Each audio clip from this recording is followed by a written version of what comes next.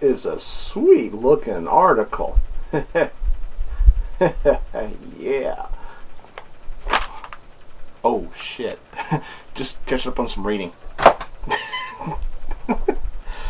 Hey everybody, Blugoblin here. Thank you for joining me for my comic book review for this week in May 2013. Thank y'all for joining me here.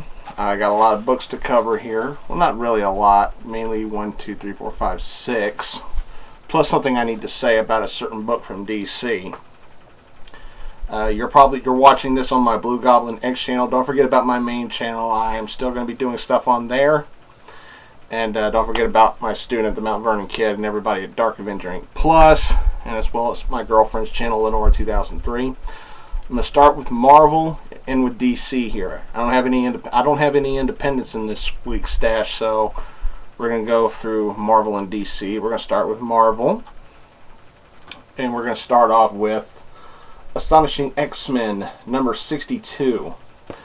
Now, thank God that the X-Termination story is all done with, because I didn't care about that story. I wasn't interested. I had a choice between that and Age of Ultron. I picked Age of Ultron. But now we're back to what made me love this series. Fun reads, good storytelling, good drama. This is the Marjorie Liu Astonishing X-Men stuff that I loved. That I loved before X-Termination started. This issue focuses clearly on Iceman. Now, like I said, I didn't read Extermination, so I don't know what's going on. But apparently Bobby has gotten a hold of something and it's messing with him. And I guess his powers are going wonky to the point where it's becoming, forgive the pun, apocalyptic. But the funny stuff in here is when, Bobby is with Kitty and Gambit in a diner, and all of Bobby's ex-girlfriends start showing up, including Lorna, Polaris. And Bobby is so adolescently dumb, he doesn't stop to think that his ex-girlfriend's showing up, and, that's not what upsets Kitty. It's the fact that he is so happy to see them. And he acts so happy to see them right in front of her. That's what hurts Kitty. And Kitty and Logan have a deep down talk against Logan's wishes about how she misses Piotr, Colossus. She still thinks that she could still work it out with him, and unfortunately Iceman hears about it. But there's some really good stuff in here, especially the stuff with Mystique. The stuff with Mystique in here was just awesome. There was a great moment. There was great action between her and Gambit. I'm not going to ruin everything about it, but what I will say, the cliffhanger of this issue,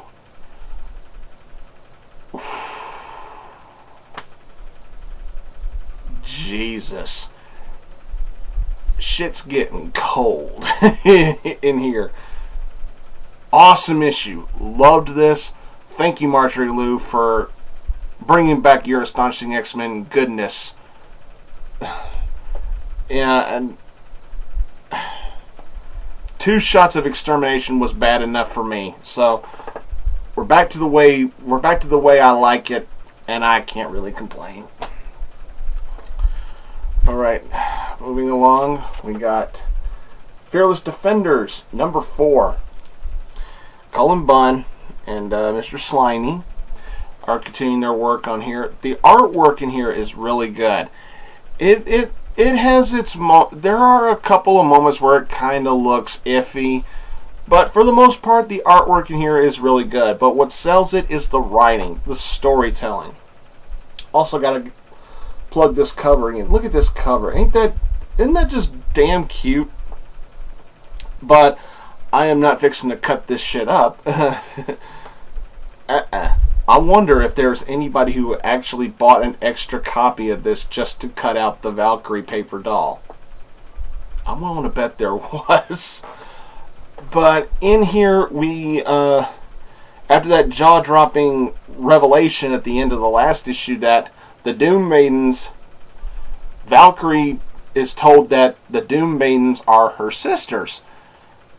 And they even, she even starts having flashes of that during the beginning fight, and they feel like it's best to save their own asses and commit a strategic retreat.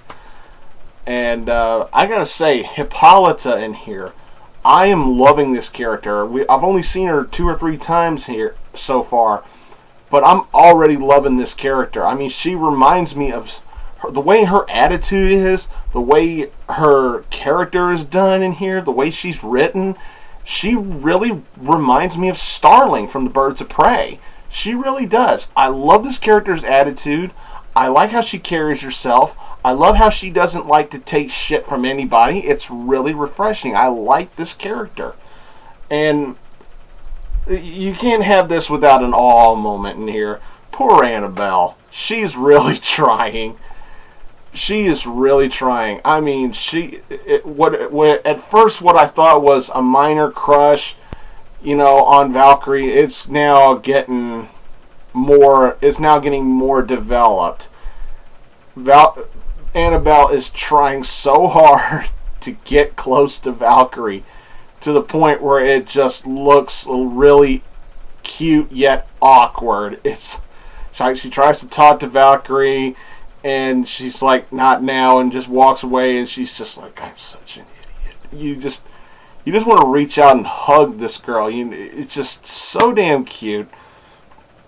But it's more or less more of the same goodness that I've been getting from this series. It's fun. Right now, it's still in the fun stage.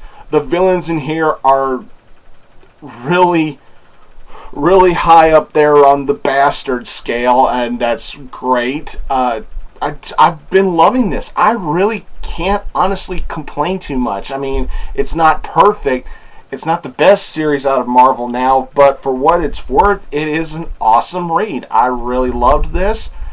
The ending has got me wanting more, especially knowing who's going to be coming on board with this series later on down the line. I can't wait until this series rolls out even further and further, and we get better and better stories. We're just getting started. We're still getting started with this goodness, and I can't get enough of it. Fearless Defenders number 4. Sweet stuff. All right. Closing out Marvel with Uncanny Avengers number 8. I'm going to go ahead and say right now, my absolute favorite thing about this issue is the cover. Sunfire. That is my absolute favorite thing about this issue. Now, saying that, you're probably going to assume I'm about to trash this book and throw it around. No, I'm not. But I will be I wouldn't be me if I wasn't honest. There were more things in here that I didn't like than things in here that I did like. Somewhat. I guess I can put it that way, or I can call it even. I don't really know. But it was easier for me to spot things that I didn't like. You know what I'm saying? I'm trying my best to explain it. But I did like the cover. I liked the interior artwork. I liked the moment with Thor and Sunfire. good drama, especially in those literally explosive moments. But the drama was there, and it was the most dramatic part of the book for me. Now, the things I didn't like. First thing I want to point out, Rick Remender, what the hell are you doing with Janet?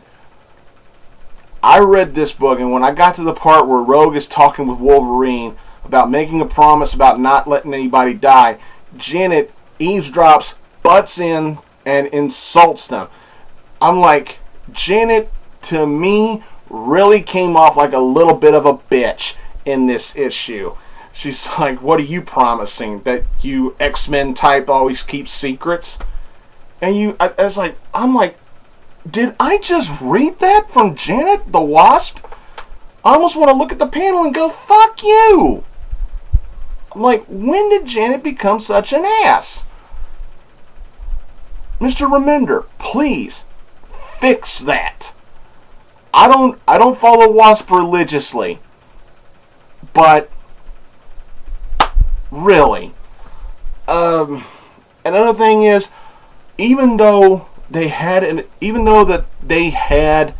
impressive feat last issue with the murdering of a Celestial, I'm still not 100% sold on the Apocalypse Twins.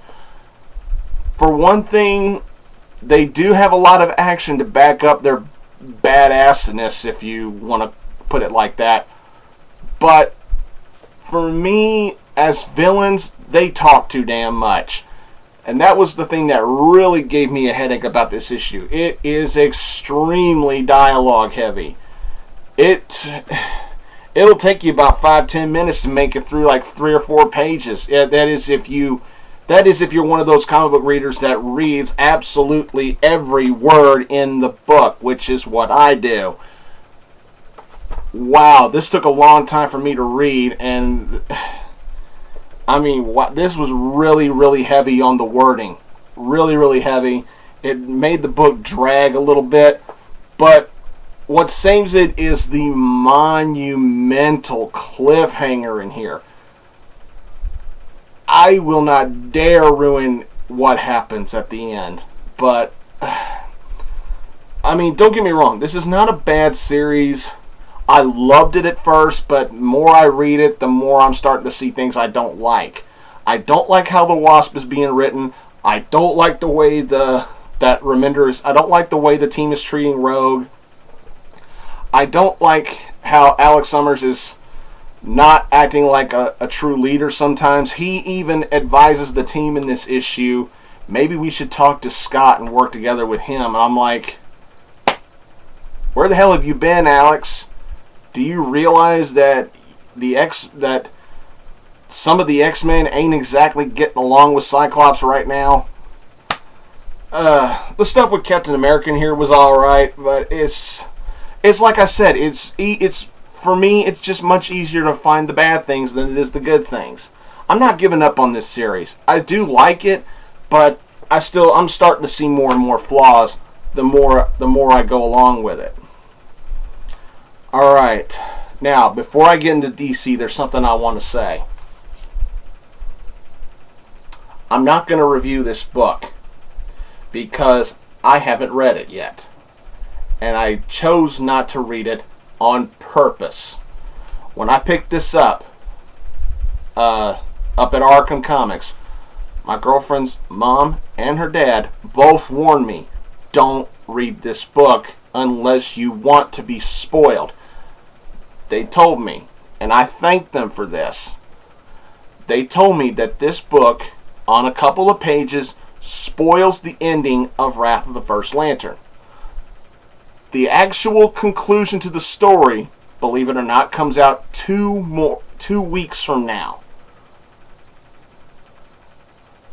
DC is really high on the Zidickies, the Jeff Jones Zidicki.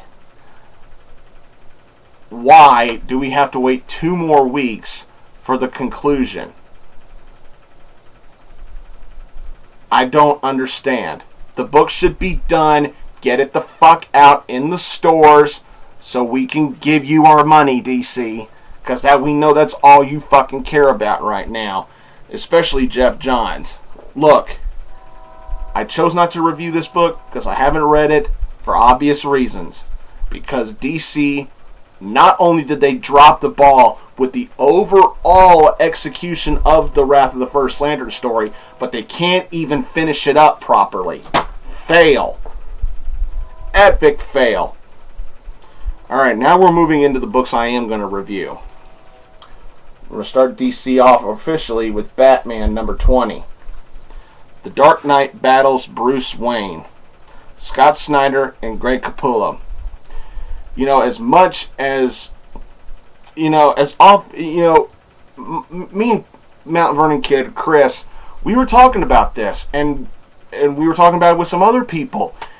And I've heard all kinds of people say this about Batman. DC really loves to write those love letters to Batman. How many Batman books is there out there? How many stories are, how many different series is Batman doing cameos, guest appearances, tie-ins, crossovers and everything? DC clearly loves Batman. But with that being said, this is still a great series. Scott Snyder is still making it rain money. Greg Capullo's artwork is actually getting better than it was. It was good before, but for me, it's actually getting better. I like how he draws Clayface. This is the conclusion of the Clayface dilemma. There's all, you know, Bruce at the beginning has to figure shit out. Has to get out of a situation as Bruce Wayne, not as Batman. And there's an I'll call it an Easter egg. There's an Easter egg in here. You know, Batman, you know, Bruce and Lucius Fox are in a garbage pit and they got to get out. And Lucius points out to Bruce, here, use this experimental suit that we threw out because we weren't going to release it. So Bruce puts it on. I'm not going to ruin what the suit looked like. Just get this book and read it. My eyeballs widened when I saw that suit. And then we get to the ending with the fight between Batman and Clayface. It was good for the most part. I liked it. I thought the way, you know, Clayface figured out a way to discover Batman's secret identity, and how Batman keeps his identity intact is a little cheap in my opinion, but for the storytelling that we're getting, I'll accept it, even though it is a little bit of a cop-out. But to me, it was heavy on the drama, especially what Clayface does right before he's taken into custody. Way to make it personal. And then the book ends on a sad note. It has a sad ending, yet very fitting at the same time. I'll go ahead and leave it at that. I did like this issue. It was really a really good read. And I'll just leave it at that. Pick this book up. I mean, you know, Batman's everywhere in DC, but he's still an awesome character. He's still worth following. And I really like this. Moving on to the pick of the week. The pick of the week for me was Batman in Red Hood, number 20. Shattered by Rage, Peter Tomasi, Patrick Gleason. Jesus. Even though this was the book I enjoyed reading the most out of the stack I got, there was one big flaw in here that I couldn't help but overlook. Apparently, okay, DC said before the reboot and just shortly after the reboot happened that pretty much everything that happened in the Batman mythology is still there. If that's the case, how come Batman doesn't know how Jason Todd came back to life? Anybody who reads Batman religiously should know. They even did an animated movie on this plot. Everybody should know Jason Todd was resurrected by the Lazarus Pit. Yet in this book, Bruce doesn't know that. I may have to reread that part of the story to make sure I'm right, but I'm pretty sure that's what the book said. Especially considering where Bruce takes, Jason after they have their little ordeal, after they have their little team up, and it's like just like old times. One of the original dynamic duos is back together for one night only and stuff like that, and it was really fun. I really enjoyed it. But the drama at the end was just, ooh, oh damn, Bruce and Jason, shit, I'm not gonna ruin anything. Just damn.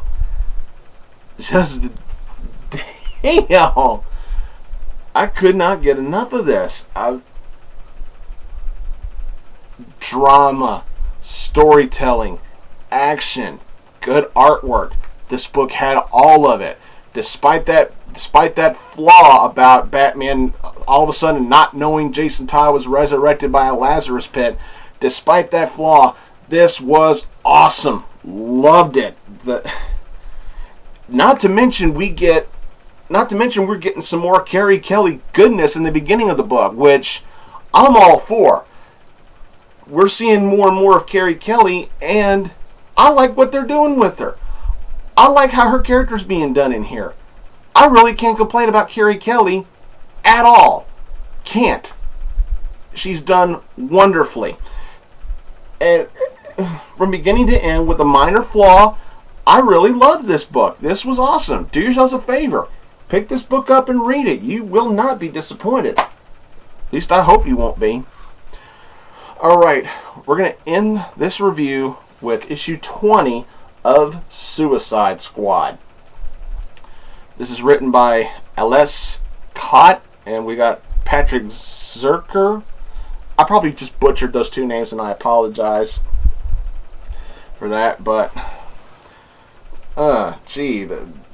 that cover will just get your attention, won't it? This is the team, or what's left of the team, back at the Bell Reef prison being, I guess you could say, being either debriefed or punished or more psychological training, or however you want to put it, by Amanda Waller and an anonymous guest that she's having, who's not revealed until the end of the book. But the team is tested through some really good stuff here. We learn quite a bit about King Shark, and we also learn a bit more about Harley, which is really nice. We're learning more about the unknown soldier who is now on the team.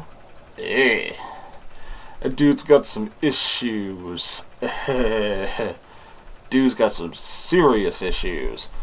Yeah, and we are also given an explanation as to why Deadshot hasn't died yet. And considering this is a comic book world, I guess we can stretch our disbelief and go, oh, okay, that makes sense in a supernatural kind of universe. Okay, whatever. It's not the worst idea, it's not the worst idea for resurrection that I've ever seen. But for what it's worth, I'll take it.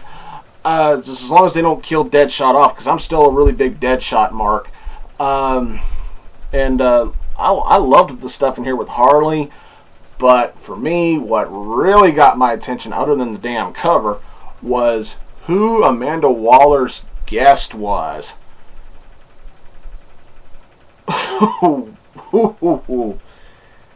I didn't expect to see this motherfucker show back up for a while. As soon as I saw the very end of this issue, and when I saw who it was, I went, oh shit. Things are gonna start getting nasty here. It wasn't perfect. It was certainly above average. I really liked this. This was good. I'm not going to give up on this series yet. I really liked it, and I think you would too. Give this issue a read and tell me what you thought. Damn. All right, well, that's all I got for this week, everybody. I want to thank you all again for joining me. Don't forget about all the plugs I just did. My channel's blugoblinX, which is here, and my main channel, Blugoblin01. I'm still going to be doing stuff on there, don't worry. All my friends at Dark Avenger Inc, plus my student, TheMtVernonKid, my girlfriend, Lenore, 2003. Love you, baby. And follow me on Twitter or on Tumblr. You won't regret it, I promise. That's all I got, everybody. And until next time, I'll see y'all later.